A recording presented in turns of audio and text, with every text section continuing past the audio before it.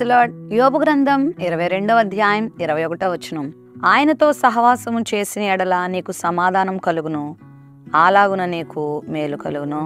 మనుషులమైన మనము ఒంటరిగా ఉండడానికి ఇష్టపడం. మనకు ఎవరొకరు తోడును కోరుకుంటాం. సంఘజీవులం కనుక ఎవరొకరితో సహవాసం చేయాలని ఆశపడుతూ ఉంటాం. ఆ ఆశ మేరకు చాలామంది లోకంలో ఎవరెవరినో వారి స్నేహితులుగా ఎంచుకుంటారు. ఎవరెవరితోనో సాంగత్యాన్ని కలుపుకుంటారు. ఆయా రకాల వ్యక్తులతో సంబంధాలను పెట్టుకుంటారు. అయితే మనుషులతో సహవాసం చేస్తే మరి ఎంతవరకు మనం ప్రయోజనం పొందుకుంటామో మనకు తెలియదు. కానీ దేవునితో గనక మనం సహవాసం చేస్తే మాత్రం ఖచ్చితంగా మనం మేలు పొందుకుంటాం, సమాధానాన్ని పొందుకుంటాం. నేటి దినాల్లో ప్రజలకు అన్నీ ఉంటున్నాయి. డబ్బు ఉంటుంది, అధికారం ఉంటుంది, బలం ఉంటుంది, పేరు ప్రఖ్యాతులు ఉంటున్నాయి, విద్యాజ్ఞానం ఉంటుంది. అంతరిక్ష యాత్ర చేయటానికి కావలసిన జ్ఞానం అంతా సంపాదించుకుంటున్నారు. కానీ మనుషుల హృదయాలలో సమాధానం మాత్రం ఉండట్లేదు.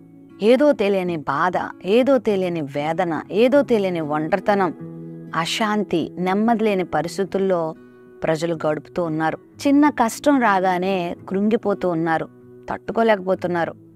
ఆ సమస్యను హ్యాండిల్ చేయలేకపోతున్నారు. చేసేది లేక చుట్టూరు ఎంతోమంది ప్రజలు వారికి ఉన్నప్పటికీ, బంధువులు ఉన్నప్పటికీ, కారులు మేడలు మిద్దెలు ఉన్నప్పటికీ ఏదో ఒంటరితనం వారిని ఆవరించి ఆత్మహత్యకు వారిని ప్రేరేపిస్తూ ఉంది. బ్రతికే కంటే చనిపోవడమే మంచిది అన్నటువంటి అభిప్రాయం వారికి వచ్చేస్తూ ఉంది. కారణం ఏంటో తెలుసా? ఎన్నున్నా కూడా మనిషికి సమాధానం లేకపోతే అవేవి మనిషిని సంతృప్తిపరచలేవు. అయితే నువ్వు ఉద్యోగంతో, వ్యాపారంతో, మనుషులతో, అల్లరితో, ఆటపాటలతో, లోకంలో ఉన్న విలాసాలతో ఎంత సహవాసం చేసినా అక్కడికక్కడే నువ్వు ఏదో తాత్కాలికమైన ఆనందాన్ని పొందుకుంటావేమో. కానీ నిన్ను సృజించిన నీ సృష్టికర్తతో నువ్వు సహవాసం చేస్తే చెప్పలేనంత ఆనందం నీ జీవితంలో దేవుడిస్తాడు. చెప్పలేనంత సమాధానం నువ్వు పొందుకుంటావు.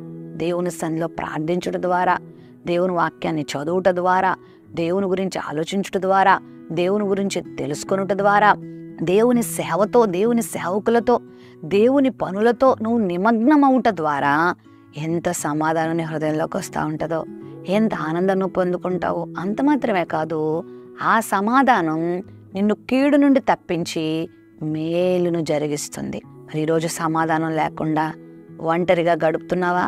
బాధతో గడుపుతున్నావా? నాకు శాంతి లేదు, సమాధానం లేదు, నా ముందున్న కష్టాలు, నా ముందున్న వ్యాధులు, నా ముందున్న భారాలు, నా చదువు భారం, నా ఉద్యోగ భారం, నా జీవిత భారం నాకు ఎక్కువై నాకు నెమ్మది లేకుండా చేస్తుందని బాధపడుతున్నావా? రా దేవుని సన్నిధిలోనికి. ఆయన సన్నిధిలో ప్రార్థన చేసుకో, ఆయన మాటలు విను, ఆయనను ధ్యానం చేసుకో. ఆయన చెప్పేటువంటి ఆదరణ మాటలకు నీ చెవినివ్వు. దేవునితో సహవాసం చేస్తే ఇప్పుడే గొప్ప సమాధానాన్ని పొందుకుంటావు, గొప్ప ఆదరణ పొందుకుంటావు, నీ జీవితంలో మేలు కూడా చూస్తావు.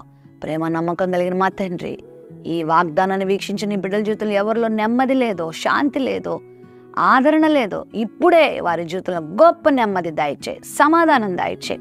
తద్వారా గొప్ప మేలును వారి జీవితంలో కలుగు చేయండి. యేసు నామమున అడుగుచున్నాం తండ్రి.